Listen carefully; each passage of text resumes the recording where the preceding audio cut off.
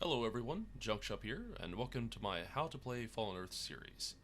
Welcome to the introduction. This video is meant for beginner players, or those that forgot a particular mechanic and need a refresher. In it, I'll play the tutorial and go over the basic in-game help tips. Before we begin the game proper, we need to create our character. So let's hit create. Let's see. I'm going to use female, and hit random selection until I find something that I like. That's good enough right there. Here. Now here's where we find our first real tip for playing Fallen Earth. Know that your character's hitbox is based on their character model. The female model has a smaller hitbox than the male. No? And if I reduce the body scale, let's see, all the way down, then our character has the smallest possible hitbox. This will be useful later should we engage in player versus player activities. I like this look, so for a name, let's go with Tron Bon. Okay, there we go. Alright, let's begin. Alright, Fallen Earth starts us here at the tutorial. I'll set the chat window to combat log for now to avoid any distractions. Let's see, I'm going to edit that tab. I don't need you to flash all new messages. Let's see. Now by default, help tips are displayed in the upper left corner of your screen, so we'll start the tutorial and read the help tips as we go. Let's see, it starts with movement. Press W to move forward, press S to move back, Q to turn left, E to turn right, hit A to strafe, D to strafe right, space to jump, and you can look around by holding down the right mouse button and moving the mouse. So yeah, right here I'm just holding down the right mouse button. It's like I've consistently seen players just activate aim mode when it's actually better to just use the right mouse button outside of aim mode. Okay. Yeah, alright, so in the upper right corner of our screen you can see our objectives. So let's move forward into the larger room.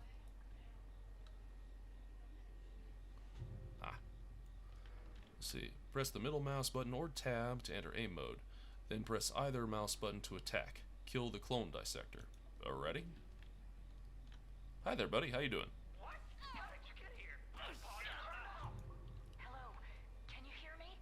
Come to the computer terminal. Let's see. Move the cursor over to the terminal. Okay, but first, let's go with interaction. Move the mouse pointer or the targeting reticle over objects and creatures and press the Y key or the left or right mouse button to interact with them. If you can talk to the target, the pointer or reticle will change to a speech bubble. If you can buy and sell from that target, it will change to a poker chip. If you can use that target, it will change to a hand. Now in this case, it's a corpse that I can loot. It changes to a skull. So I'm just going to click on it. This guy has the LifeNet jacket and basic canned bread. Okay, let's see what we have to do over here. If we hover over the terminal here, the cursor changes to a hand to say interact. I can hit Y, but I like to use the mouse buttons. We don't have much time, so I need you to listen to me. On the next computer, there's a region pod control terminal. Activate it. Since this is a how to play tutorial, I'm only going to do the objectives without reading the extra flavor text. So let's just go straight to the mission objective. See, talk to the first terminal again, and it brings up radar and waypoints. Waypoints show where to go. Waypoints show where to go to for your current mission. Okay, that's a typo, I'm assuming. Waypoints appear as a red X on the radar in the upper right corner of the screen. That's way up here. If I click on the radar, you can see me zooming in it. In the upper right corner, you can see me zooming in and out. And the red X is our waypoint. Mission, escape the Hoover Dam. Now we're turning over to the left. Waypoints appear as a red X on the radar in the upper right corner of the screen. A small arrow next to the red X indicates that waypoint is above or below your current location, but this is just a red X, so that means it's at the same location. And we can actually see the icon over the terminal here that say, "Hi, click here." Go through the door. You need to find a weapon. Ugh. Well, that axe might work. Alright, let's... Thank you for the axe, sir. Alright, and that starts the inventory tutorial. Press I to open your inventory window. So I brings it up in the lower right corner. Alright, let's see. Press G to open your gear window. G. Ah, nice. Let's see. Double click on an item to use it or equip it. Right click on an item to show more options. Let's see. You can move an item by moving the mouse over it, holding down the left mouse button and dragging the item to the destination. You can split stacks by holding down the shift key and clicking on a stack of items. Click on the filter button near the top right of the inventory window to create new tabs and change what kind of items are shown in each tab. Okay, so just to reiterate all that, so we've got a little bit of gear that we just picked up, so I'm going to double click it and the character will automatically equip it. It also appears straight in our gear menu. I'm going to double click axe. Those white crow are pinned down right where you need to go. You have to take them out. And then she's just saying the white crow way up here. Okay, but that axe, it went straight into our active slot. And if I were to holster it with Control 0, it goes into our back 1 slot. I can hit Control 1 to hit re-equip it. Now it's telling me to kill the white crow, but before, what it was saying on the items list is there's this icon down here in the items list for, there we go, the items filter. So you can use this. I'm going to close the gear menu. So you can use this to change your tab setup down here. So if you don't like gear, ammo, usable, and I'm actually someone who doesn't like all this, so I'm actually going to put it all into a single. We'll see a single tab. This is just the way I like to do it because it makes it easier to keep track of how many empty slots you have. Because if you have multiple slots, it just shows the empty slots on all of the tabs. Tabs. See, apply. Okay, there we go. Oh, that's better. Nicely done. See if you can find a key on one of the guards. Adorable. Alright, so I'm going to now, as it stated in one, oh, here we go, looting. Use a corpse, press Y or either mouse button to begin looting it. And, alright, so I'm just going to right click on this one. It gives me a key, some basic. Let's see. Go through the door and down the hall. There's one of Master's men standing guard in the next room. Yeah. Okay, hold down the shift key to automatically loot everything.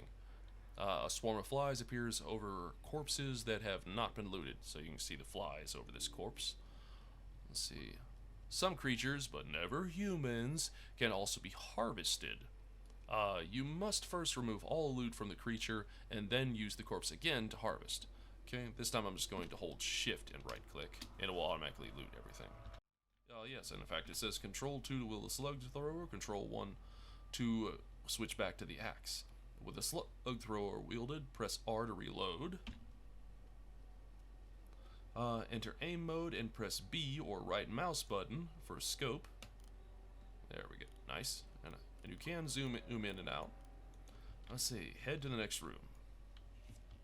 Oh, and of course there's lots of samples here. See, to change weapons, hold Control and move the mouse wheel up or down. So I'm gonna hold Control and just wheel up and down. Let's see. Come on. I just want to go back. Yeah, I just want to stick with the slug thrower. You can also use Control and the numbers 1 through 6. Each number is for an item slot. Control 1 is, okay, which actually if I bring up the gear menu, Control 1 is the back right, Control 2 is the back left, Control 3 is waist right, Control 4 is waist left, Control 5 is leg right, and Control 6 is leg left, and Control 0 holsters all weapons. So I'll hit Control 0, and now I'm not holding anything. I'm just fighting barehanded. Alright, so now it begins explaining the hotkey bar. The hotkey bar at the bottom center of your screen, that's way down here at the bottom, these tabs here. Let's see, can be used to activate special abilities and items. Click on the icon in the hotkey bar or press the associated button 1 through 9, 0, minus, and equals by default, or to activate that ability. See, the hotkey bar may be resized by clicking and dragging the corners. Increasing the size makes new slots which can be activated or by holding Control or Shift. If you want even more buttons, press Alt-O to open the Options window. Under the Interface tab, you can click Secondary Hotkey to enable. Oh, so what that essentially means is you can take the hotkey bar and expand it way down. Send it. So naturally, if I hit any of the number keys, or Shift plus the number keys, or Alt plus one of the number keys, it activates whatever is in these positions, and you can freely move these around as you like. Okay, and if you want to hit more, you can hit Alt-O to bring up your options, and if you go to the key map tab, see, this is where it shows you all the extra keys. See, because there will be some that the game doesn't automatically tell you. But this is worth spending a little time on yourself. But if you go down to actions, it shows all of your action. See your actions. Here we go. Let's see. This is your 1 through 0 shifts, your alts. So you can add like shift and alt if you want to. Oh, let's see.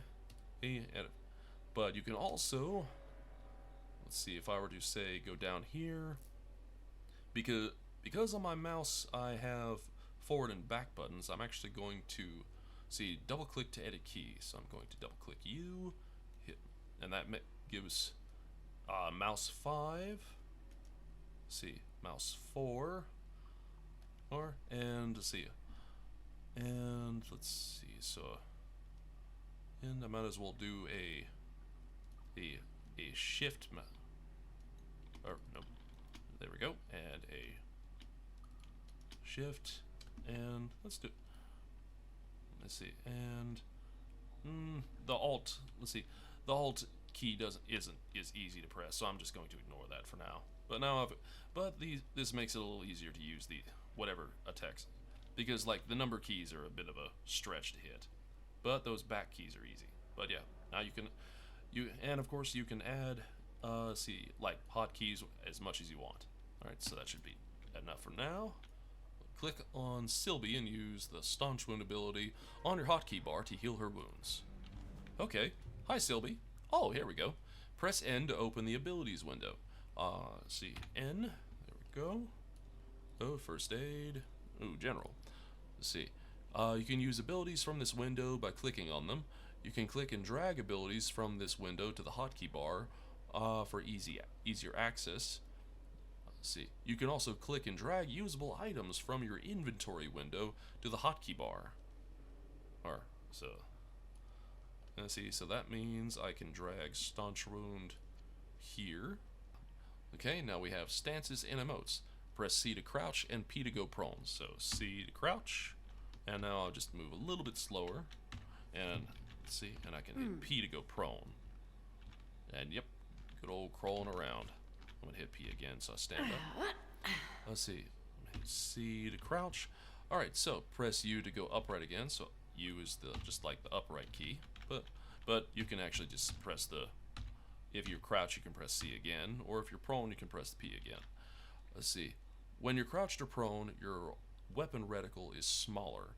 Okay, so if I did, so you can sort of see the size of my reticle. If I hit C, you can see the reticle does shrink slightly. Yeah. Let's see. When crouched or prone, your weapon reticle is smaller. You are slightly more accurate, and other players won't see you as easily. See on the orange. Won't see as easily on the radar. That's referring to a PvP tactic. If your character is like, is crouched or prone, then they don't show up on the radar. In PvP zones, or rather, it's based on various stats and so forth, what you do and do not see on the on the radar, at least in player versus player. Let's see, click on the orange plus sign at the bottom left of the chat window and select stances to see more stances. So that's just this little orange plus sign. I can get stances, and this is the same stuff from your see abilities menu. Who sees sleep, lounge, sit, squat, prones, stealth. There's actually an extra one that it doesn't tell you about. Oh, and let's see, I'm gonna hold the alt button and the right click button. This allows me to move the camera freely. So if I type /sit chair, the character sits as if they're sitting on something.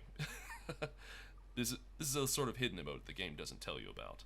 So let's hit upright A again. There we go. Let's see.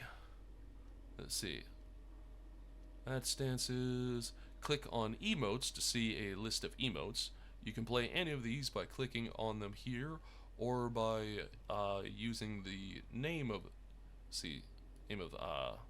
such as with a slash command, such as /cheer, /puzzled.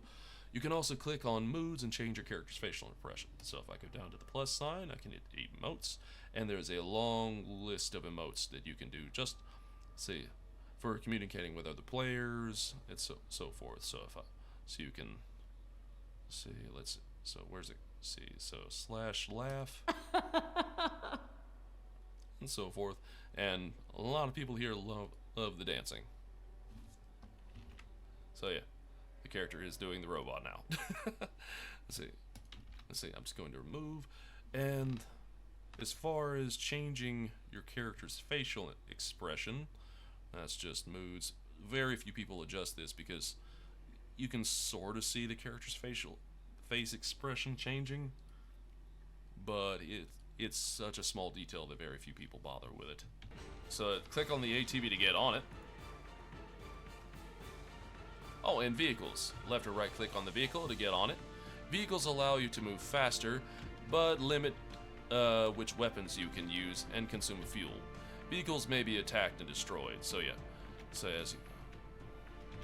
Now this vehicle doesn't have any health, but later vehicles do.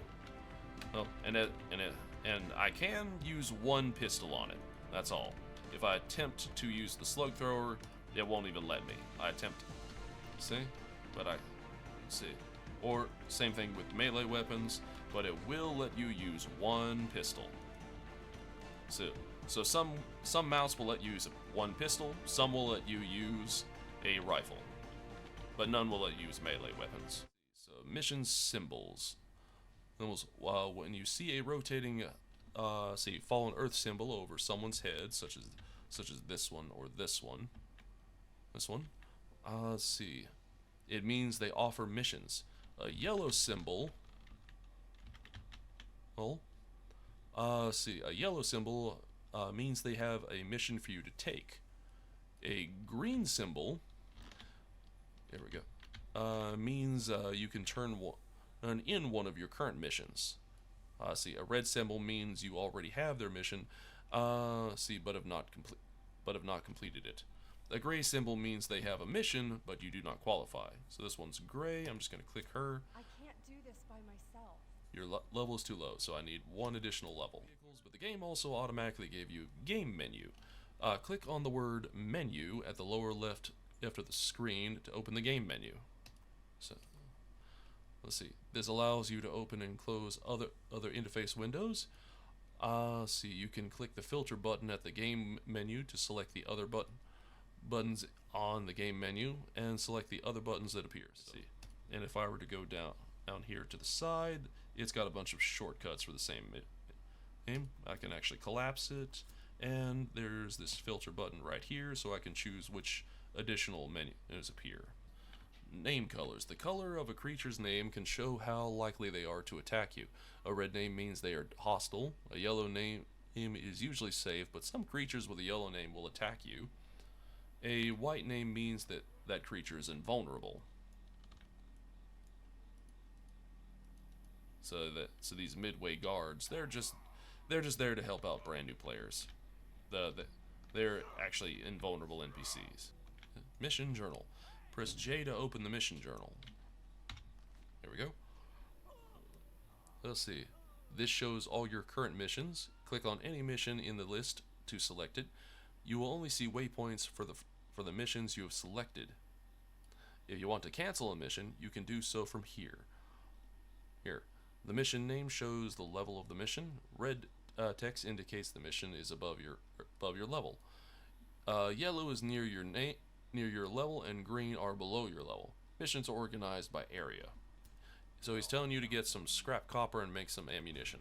But first, knowledge books, such as the ones we just got from that mission. Let's see. So most skills in Fallen Earth are learned from books. Double click on the book to learn the knowledge. Now this is an old tutorial, so it actually gives you your character actually already has mine copper. In fact, you can see this geology trade skill teaches mine copper. You have learned this knowledge. So that's actually somewhat old. We don't need that. However, this one, you haven't learned this knowledge in red. So I'm going to double click that. And now we've learned the skill Platmaster pistols. Crafting. Press L to open the recipe window. This window shows all the recipes you know. Click the left button on the far left far lower left of this window to open or close your active recipes window.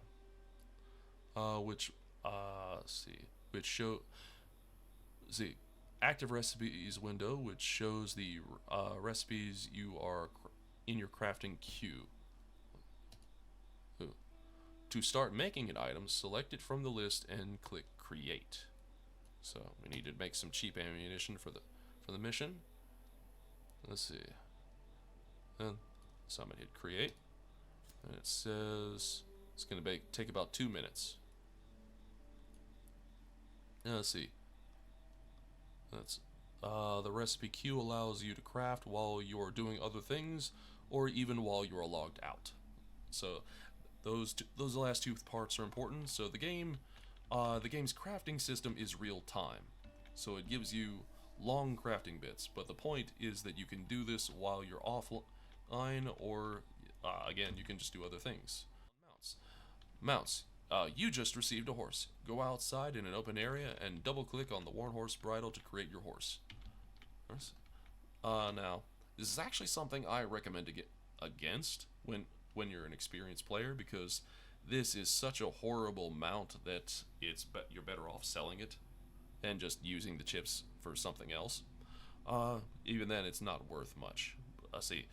Just even the most basic horse that you can craft is like 5 times better than this. But for the sake of this video, I'm going to go ahead and use it.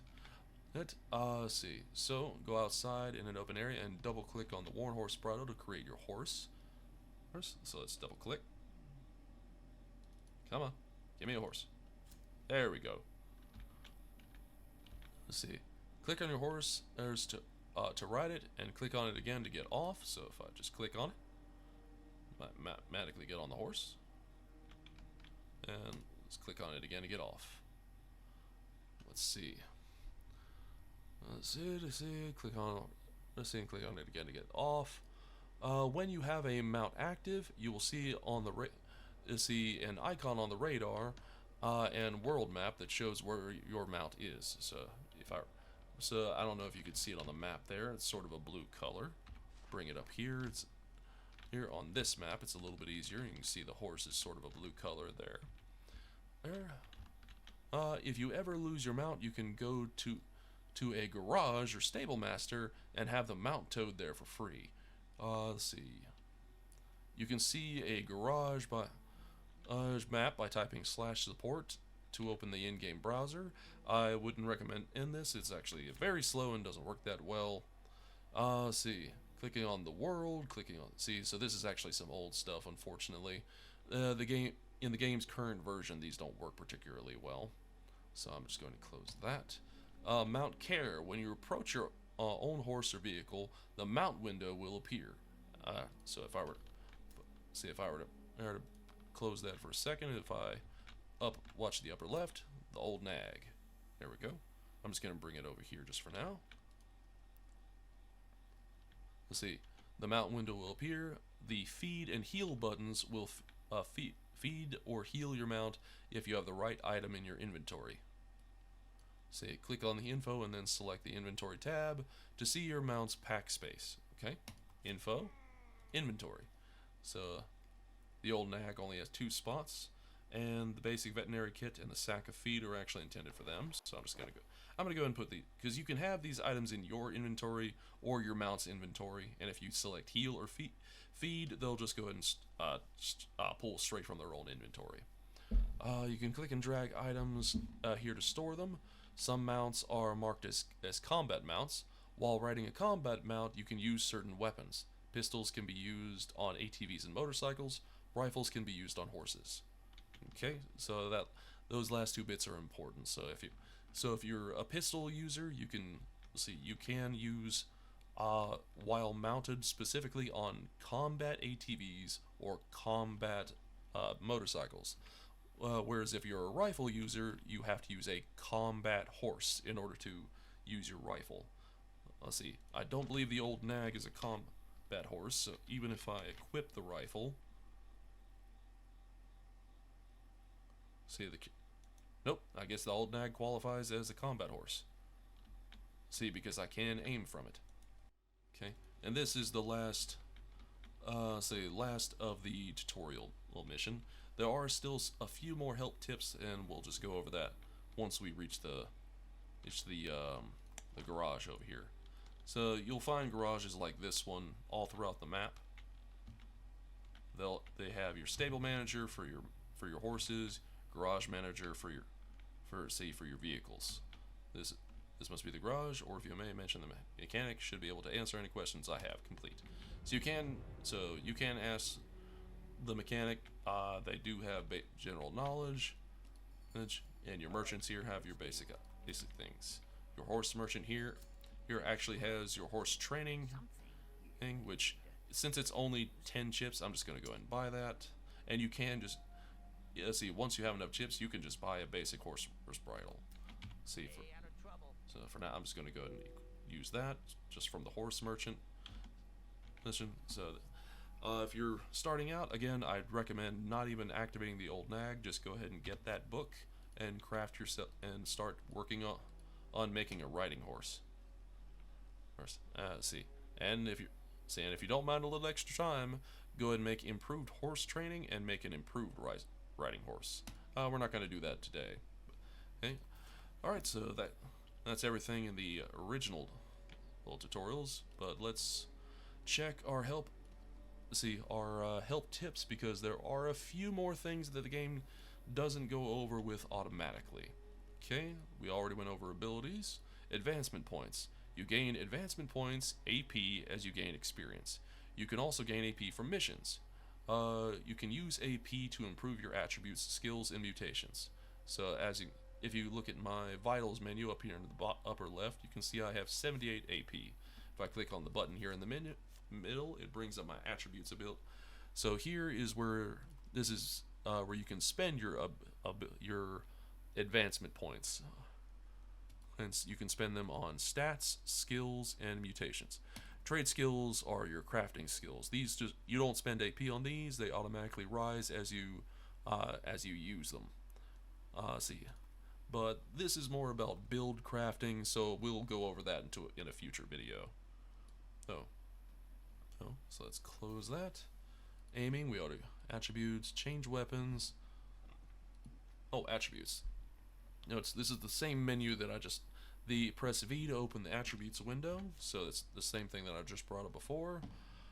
Or this is where you spend AP on attributes, skills, and mutations. You can also see your current progress on each trade skill here. Stats have a base value of your level plus 10 and a max of 1.5 times their base value. Let's see, skills and mutations are derived from the attributes and have a max value twice their base value. Mutations must be unlocked in-game before you can spend AP on them. That's actually, the unlocking mutations, that's actually something old. There is a skill that you don't get until you reach a much higher level called heavy weapons. That's like using grenade launchers and such, but you won't get that. I think it's level 45, but I could be mistaken. You can see. But as you can see, like I've got a base of 12 and everything, so that's I'm currently level 2, so that's 2 plus 10, 2 plus us. Yep, 2 plus 10 is 12, so that makes my base of 12, and then 1.5 times that, so see 1.5 times 12 is 18. And then for all these skills here, say for example, armor use takes 75% endurance, 25% from coordination, etc., etc. But since all of these, let's see, end up being just like 12 and 12, so that means all their maximums are 24. So, see, well, your stats will give you some basic, so it's like some basic improvements to your like health and your stamina and gamma. See, your skills and mutations are where you actually get your abilities. So, but however, you do have to spend, say, for example, if I were to go to armor use, it says my max is 24. I'm not going to spend these, but if I were to increase endurance, it automatically increases my armor use maximum. Let's see, however, let's see, I would still have to spend AP to actually get those points. But I'm gonna go ahead and clear what up there that. So we'll worry about that later when we go over build making. So change weapons, we already got this. Crafting, dying. Since you are a clone, you can die over and over, and the LifeNet system will recreate your body and equipment. When you die, you will receive a penalty on how fast you earn experience for a short time, and your equipment will be damaged. So yes, there is a short debuff when you die. Okay. Game Masters, let's see. If you have a problem, there is almost always a Game Master GM available. This was true, but these days it's like they're on occasionally, but not that often. Let's see, if you want to send a private message to a GM, look over the highest level player online. Press O to open your social window. O. There we go, and it they set min level to C, max level to C, and count C. And now, if you but this is a little extra. If you want to see if there are any GMs online, you can just click GMs. But for now, it's just showing. Let's see, like see what. So you can pick what. So the max level is 55. I'm just gonna hit current. There's only 2 of us, and this shows everybody online currently now. Well, if I hit this, it shows whoever is flagged for PvP, which is nobody. If I hit this, this is anybody looking for team, which is nobody. This is your friends tabs. Let's see, this is just you click on people and add them as your friends. This is your ignore list for jerks in chat. Your clan tab for when you join a clan, etc., etc. Okay, let's see. Game menu we've already gone over. Getting help. This is a question. If you have a question, ask it in the help channel. That's down here, so you can actually switch to help and just go into like the chat and ask, ask other players for help. You will automatically be added to this channel until you reach level 15. It's just help is always available. Now, you can also search the Fallen Earth knowledge base by typing /support to bring up the in-game web browser. I still wouldn't recommend using the /support. You can just use Google and look up the Fallen Earth wiki. Let's see, harvesting. Here we go. This one's actually fairly important. See, harvest nodes appear all over the world. Interact with a node. To press. Let's see. So let's just go ahead and do that. Get on the horse. So let's head over here. You can sort of see there's just you can sort of see these trash icons. So let's see. There should be. Here we go. Junked wood. Skill. Good. Here we go. So the scavenging 11 1. 11 is my current skill. The 1 is the skill required. So I'm gonna hold Shift and click on it. That should automatically just loot it once it's taken. So that. Let's see. All right. Interact with a node. Start gathering resources from the node. Let's see. Treasure nodes can be used by everyone. Scavenging nodes require the scavenging skill. Other nodes may require a trade skill, tool, or special knowledge. Treasure nodes look like bags of gold. Scavenging, which those are rare. You'll like actual treasure nodes. They're in specific spots in like near, let's see, so near like storied locations or in like PvP zones. So they're actually fairly rare. Like there's literally only like less than 20 in the game, in the entire game, and this game is massive. Let's see. Scavenging nodes, like the one I just picked up, look like piles of junk. Nature nodes look like plant nodes. So if you were to look at the pictures here, all these green leaves, those are plants. So if I were just simply walk up to one, here we go. Water cactus. It only needs a skill of 1. Hold shift and click on it. Harvest. It gave me a tainted water.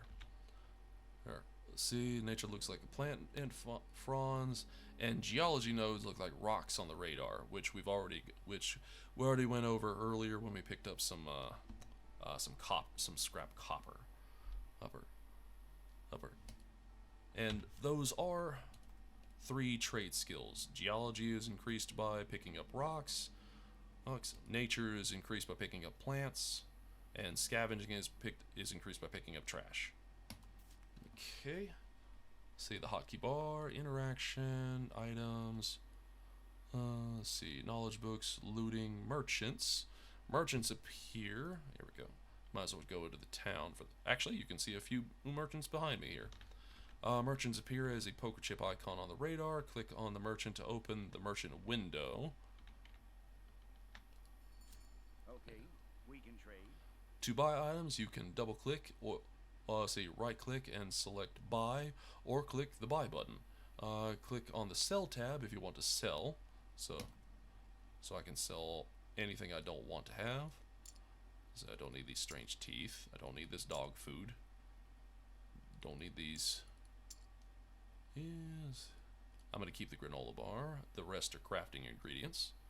And actually, I'm going to get rid of the medical supply kit as well. Well, let's see. Because the chips are actually more useful to me at the moment. Let's see. Let's see. Okay, that's the mission stuff. Mission journal, mission symbols, mount care, movement, name colors, options window. So that Come back. options window. Press Alt O to open the options window. I believe I already showed you this with the key map tab. Let's see. Here you can change various game settings to customize. To customize keys, click on the key map tab. When double click on an action, the next we'll press. Okay, I already showed you that earlier, but you can also change up your graphics here, your audio settings, your interface settings, which, by the way, I highly recommend getting a UI skin for this game, because the default actually is not easy to tell, like when your health is going down and so forth. Let's see. So there's a few that are automatically in there, such as antique, chemical, and ice. See, I have a custom one here called, let's see, RA UI Dirty's Cross, which just sort of adds a crosshair. Let's see, so that's useful when playing in PvP, but as far as UI skins, there is a Fallen Earth forums page on UI skins, so I highly recommend visiting that. Radar and waypoints, we already went over that. Repairing items. Eventually you need to repair your gear. You can craft or buy repair kits for weapons and armor. If you have the right type of a repair kit in your inventory, you can repair an item. Let's see. Oh, no. Let's see. If you have the right type of repair kit in your inventory, you can repair an item by right-clicking on the item and selecting repair. This will consume the repair kits. So if I were to just right-click on my weapon, there is a repair option. Let's see. Spending AP. This goes back to build creation, so we'll go over it later. But attributes cost 5 AP to raise them 1 point. Skills and mutations cost 1 AP per point. Move the mouse cursor. It's over these. Let's see, you can place and remove points freely. Your changes will not be saved until you click apply. So I can scroll up and down all I want, but until I hit apply, nothing actually gets spent. Let's see, emotes and stances. We already went over this. Teams. Press T to open the team window. Oh, that's this. Click on another player, or type their name into the box at the top up and click on invite to ask them to join your team. You can target players in your team by clicking on them in the team window. Nearby team members appear as a yellow triangle on the radar. Far away team members appear here as a yellow circle on the edge of the radar. To leave a team, right click on the team window and select leave. Okay, but we're not in a team right now, so we'll worry about that later. Okay, alright, so that should cover all the help tips. I believe this is a good place to stop the introduction video. Alright, so I'll see you in the next video. We'll talk about starting your character off right. Alright, have a good one.